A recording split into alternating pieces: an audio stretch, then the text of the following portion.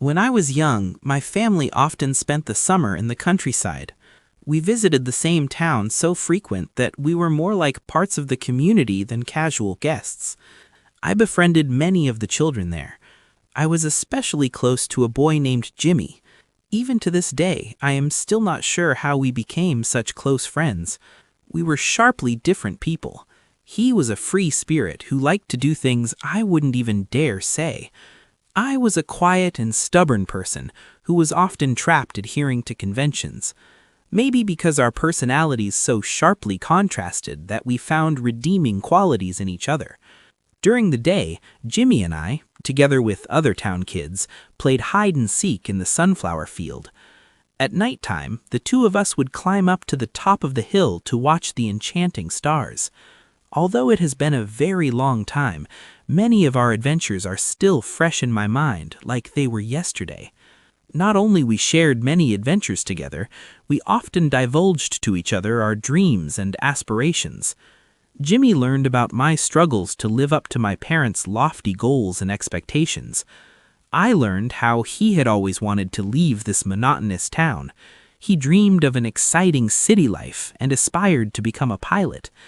It was strange how I was the one who felt emotional listening to what he had to say, and I supposed to be the more stoic of the two. When I broke the news that my family was about to move to another region and will no longer return to the town, Jimmy was noticeably sad. He told me to wait for him at the sunflower field. He showed up 2 hours later with a note in his hand.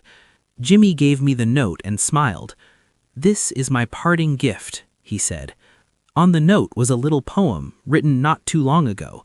I could still smell the fresh ink. The poem was short and direct. It must have been a real pain for Jimmy to write this, as he did not know many big words. But it did not matter. This was a gift from a close friend, and nothing was more precious than that. On the day of our departure, many of the town people came to bid us farewell. Jimmy was not among them, however. I guess it was too sad for him to see us leaving. As the bus was departing, a sudden bell sound interrupted my train of thoughts. I recognized right away when I heard the sound that Jimmy was here following our trail. I opened the bus window and saw Jimmy chasing our bus on his rusty bike. When he saw me, he waved his hands unswervingly. I found myself sobbing a bit. If there ever was a moment when one is allowed to be emotional, this would be one. He followed our bus for a very long time, until he could no longer keep up. That was the very last time I saw Jimmy.